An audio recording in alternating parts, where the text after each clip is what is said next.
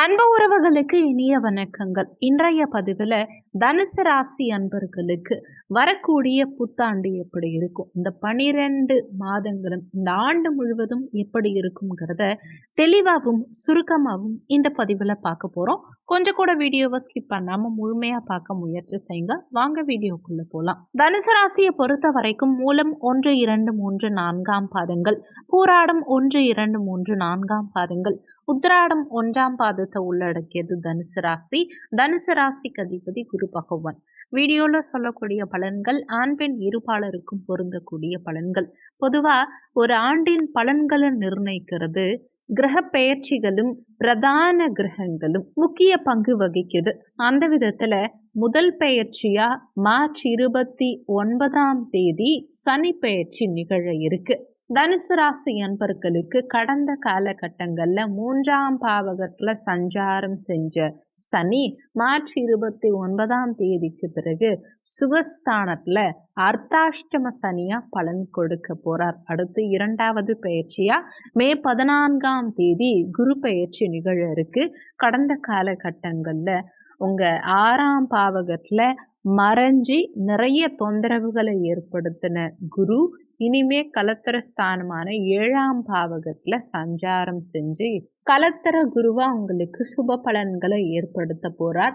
இந்த ஆண்டு முழுவதும் மொத்தமா 3 இடங்கள்ல குரு பகவான் சஞ்சாரம் செய்வார். அதாவது மே 14ஆம் தேதி வரைக்கும் உங்க 6ஆம் இடத்துல ரிஷப மனையிலையும், மே 14ஆம் தேதியிலிருந்து அக்டோபர் 10ஆம் தேதி வரைக்கும் கலத்திர குருவா 7ஆம் பாவகத்துல மிதுன மனையில சஞ்சாரம் செய்வார். பிறகு அக்டோபர் 10ஆம் தேதியிலிருந்து அதிசாரமா கடகமனையில உச்சபலம் பெற்று சஞ்சாரம் செய்ய போறார். மீண்டும் டிசம்பர் 5ஆம் தேதி வக்ரகதியில பின்னோக்கி நகர்ந்து மிதுன மனையில கலத்திர குருவா உங்களுக்கு பலன் கொடுக்க போறார். அடுத்து மிக முக்கிய பயிற்சியா ராகு கேது பயிற்சி மே 19ஆம் தேதி நிகழ இருக்கு. கடந்த காலகட்டங்கள்ல உங்க சுகஸ்தானத்துல இருந்து உங்களுக்கு பலவிதமான தொந்தரவுகளை ஏற்படுத்தின ராகு பகவான் இனி மே 19ஆம் தேதியிலிருந்து 3ஆம் பாவகமான முயற்சி ஸ்தானத்துல உபஜயஸ்தானத்துல சஞ்சாரம் செய்ய இருக்கார். அதே மாதிரி 10ஆம் பாவகத்துல இருந்து தொழில் ரீதியா நிறைய தடங்கல்களை ஏற்படுத்திய கேது பகவான் மே 19ஆம் தேதியிலிருந்து பாக்கியஸ்தானத்துல சஞ்சாரம் செய்ய போறார். இந்த பிரதான கிரகங்களும் மற்றும் இதர கிரகங்களும் இந்த ஆண்டு முழுவதும் உங்களுக்கு என்ன மாதிரியான பலன்கள் கொடுக்க போகுதுங்கிறத இப்போ பார்க்கலாம். தனுசு ராசியை பொறுத்த வரைக்கும் இந்த ஆண்டு உங்களுக்கு பெரிய மாற்றத்தை கொடுக்கும். 4ஆம் இடத்துக்கு சனி போறார். கடந்த காலகட்டங்கள்ல 3ஆம் இடத்துல சனி இருந்தும் பெருசா எந்த நல்லதையும் பண்ணல, எதுவும் கொடுக்கலங்கிறவங்களுக்கு தனுசு ராசி என்பர்களுக்கு சனி பகவான் பாதகாதிபதி 3ல மறைந்திருந்த உங்களுக்கு நிறைய நற்பலன்களை கொடுத்திருக்க வேண்டியது. ஆனா கும்பராசியில இருந்த வரைக்கும் அவரால் பெருசா உங்களுக்கு நற்பலன்களை கொடுக்க முடியாது. ஏன்னா குருவும் உங்களுக்கு 6ல இருந்ததுனால கடனை தான் உங்களுக்கு அதிகப்படுத்தினார். ஆனா இப்ப குரு 7ஆம் இடத்துக்கும் 8ஆம் இடத்துக்கும் டிராவல் பண்ண போறார். அதே சமயத்துல சனி 4ஆம் இடத்துக்கு போகும்போது உங்களுக்கு ஆரோக்கியத்துல முன்னேற்றத்தையும் உங்களுடைய சிந்தனையில் தெளிவையும் ஏற்படுத்த போறார். உங்க ராசிக்கு சனி பகவானுடைய பார்வை கிடைக்கும் காரணத்தினால அலைச்சல் காரணமா உடல் சோர்வு உண்டாகும். அர்த்தாஷ்டம சனி அலைச்சல்களை கொஞ்சம் அதிகப்படுத்துவார். இடம் பொருள் ஏவல் அறிந்து பேசுறது உங்களுக்கு நல்லது. ஏன்னா 2ஆம் வீட்டு அதிபதி 4ஆம் இடத்துக்கு போறதுனால சுகத்தை கொடுக்கக்கூடிய வகையில தான் இருக்கார். ஆனா சுகத்தை கொடுக்கிறார்னா கூடவே அலைச்சலையும் கொடுப்பார். அடுத்த வருஷம் சுகபோகம் வரணும் அப்படின்னா இப்பயே உழைச்சாதான் கரெக்டா இருக்கும். அடுத்த மே மாதம் உங்களுக்கு பணம் வரணும்னா நீங்க ஏப்ரல் மாதம் உழைச்சிருக்கணும். நீங்க உழைக்காமலே சம்பளம் கொடுப்பாங்களா, அந்த மாதிரி தான் இந்த வருஷம் நீங்க உழைச்சிங்கன்னா வரக்கூடிய ஆண்டுகள் உங்களுக்கு சுகத்தை கொடுக்கக்கூடிய வகையில இருக்கு.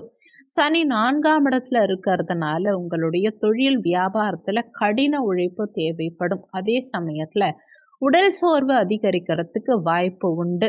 குரு இந்த வருஷம் 6, 7, 8 ஆகிய இடங்கள்ல இருக்கக்கூடிய நாட்கள் உங்களுக்கு லாபத்தை தரக்கூடிய வகையில இருக்கும். 6ஆம் இடத்துல இருக்கும்போது தொழில்ல ஒரு விதமான மாற்றத்தை ஏற்படுத்தும். சில சமயத்துல வெளியூருக்கு டிராவல் பண்றதுக்கு உண்டான வாய்ப்புகளை ஏற்படுத்தி கொடுக்கும். மார்ச்ல இருந்து மே மாதம் வரைக்கும், மேல இருந்து அக்டோபருக்குள்ள உங்களுக்கு நல்ல நண்பர்கள் அமைவாங்க. உங்க உடல் நலம் சார்ந்த விஷயங்கள்ல சனி கொடுக்கக்கூடிய தடுமாற்றத்தை குரு உங்களுக்கு சாதகமா மாத்தி கொடுப்பார். நல்ல நண்பர்கள் அமைவாங்க. திருமண வயதுல இருக்கவங்களுக்கு திருமண யோகம் கைகூடும். ஏன்னா இந்த திருமண யோகம் கிடைச்சாதான் உங்களுக்கு தாம்பத்தியம் சிறப்பா அமையும். தாய் மூலமா உங்களுக்கு சில செலவுகள் ஏற்படுத்தினாலுமே கெடுதலா இருக்கக்கூடிய வகையில இருக்காது. அதனால கவலைப்பட வேண்டாம். நிலம் சார்ந்த தொழில் செய்யறவங்களுக்கு இந்த வருஷ ஆரம்பத்துல செவ்வாய் அஷ்டமத்துல நீச்ச பங்கம் ஆகிறதுனால உங்களுக்கு எதிரிகளால தொல்லைகள் உண்டாகலாம். நிலம் சார்ந்த விஷயங்கள்ல கவனமா இருந்துக்கோங்க. குறிப்பா பூர்வீக சொத்து சம்பந்தமான விஷயங்கள்ல கொஞ்சம் அக்கறை எடுத்துக்கணும். பூர்வீக சொத்து தூரமா இருந்தா போய் பார்த்துட்டு வர்றது உங்களுக்கு நல்லது. இந்த ஆண்டின் முதல் 4 மாதங்கள் இதுக்கே கரெக்டா இருக்கும். ஒவ்வொரு ஊருக்கா போய் இந்த ஊர்ல இந்த சொத்து இருக்கா, அந்த ஊர்ல அந்த சொத்து இருக்கா, பூர்வீகம் எல்லாம் கரெக்டா இருக்கா, இந்த சொத்தை யாராவது ஏதாவது பண்ணியிருக்காங்களா, ஆக்கிரமிப்பு பண்ணியிருக்காங்களா, ஏதாவது பிரச்சனை இருக்கா, இந்த மாதிரி கொஞ்சம் நீங்க செக் பண்ணிட்டு வர்றது நல்லது. இதெல்லாம் பார்க்கறதுக்கே ஒரு 2-3 மாதங்கள் உங்களுக்கு செலவாகும். அது மட்டும் இல்லாம அனாவசியமான அலைச்சல்களும் உண்டாகும். ஆனா இந்த வருஷத்தை பொறுத்த வரைக்கும் உங்களுக்கு வளர்ச்சி ஏற்படக்கூடிய ஆண்டா இருக்கும். கவலைப்பட வேண்டாம். தொழில் முன்னேற்றத்துக்கு உண்டான முயற்சிகள், சப்போஸ் நீங்க வேலையோ தொழிலோ ஒழுங்கா பண்ணல அப்படின்னா ஆரோக்கியத்துல சில சங்கடங்களை ஏற்படுத்துவார். இருக்கும் இடத்துல ஒரு சங்கடத்தை கொடுப்பார். வீடு மனை மாற்றத்துக்கும் வாய்ப்பை ஏற்படுத்துவார். குரு சாதகமா இருக்கிறதுனால இந்த வருஷம் மே மாதத்திலிருந்தே உங்களுக்கு நல்ல நண்பர்கள் மற்றும் உறவினர்கள் மூலமாக, சக பணியாளர்கள் மூலமா பணப்புழக்கம் அதிகரிக்கக்கூடிய ஆண்டா இந்த ஆண்டு இருக்கும். இந்த வருஷத்துக்குண்டான பரிகாரம், தனுசு ராசி அன்பர்கள் செய்ய வேண்டிய பரிகாரம்னு பார்த்தா, குரு பகவான் வழிபாடு செய்யணும். சித்தர்கள் வழிபாடு செய்யணும். எங்கெல்லாம் சித்தர்கள் சமாதி, ஜீவ சமாதி, மகான்களுடைய சமாதி இருக்கு அப்படின்னா அங்க போயிட்டு வாங்க. அதே சமயத்துல உங்க வீட்டுல முன்னோர்கள் வேற யாராவது சுமங்கலிகள் இறந்திருந்தா அவங்களுக்கு உண்டான வழிபாட்டை செய்யறது மூலமா நன்மைகள் அதிகரிக்கும். ஸோ சித்தர் வழிபாடு, குரு வழிபாடு, ஜீவ சமாதி வழிபாடு அல்லது முன்னோர் வழிபாடு, குறிப்பா சுமங்கலிகள் வழிபாடு செய்யறது மூலமா உங்களுக்கு வரக்கூடிய தடங்கல்கள் தகர்த்தெறியக்கூடிய ஆண்டா இந்த ஆண்டு இருக்கும். வளர்ச்சியை தரக்கூடிய ஆண்டா இருக்கும்.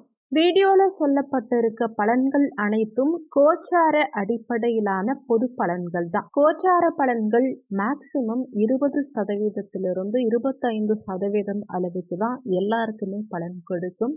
மற்றபடி 75 80% அளவுக்கு உங்க சுயஜாதகப்படி தான் உங்க வாழ்க்கையில எல்லாமே நிர்ணயிக்கப்படும். அதனால கோச்சாரத்துக்கும் சுயஜாதகத்துக்கும் நிறைய மாற்றங்கள் இருக்கத்தான் செய்யும். உங்க சுயஜாதகப்படி உங்க வாழ்க்கையில என்னென்ன மாற்றங்கள் அடுத்தடுத்து உங்களுக்கு நடக்கும், தற்போதைய பிரச்சனை தீர்றதுக்கு என்ன மாதிரியான பரிகாரம் பண்ணணும், இந்த ஆண்டு சிறக்க என்ன மாதிரி விஷயங்கள் ஃபாலோ பண்ணணுங்கிறதையெல்லாம் உங்க சுய ஜாதகம் பார்த்து தெரிஞ்சுக்கணும்னு நினைக்கிறவங்க வீடியோல ஜாதகம் பார்க்கன்னு கொடுத்திருக்க கான்டாக்ட் நம்பருக்கு வாட்ஸ்அப்ல மெசேஜ் பண்ணுங்க.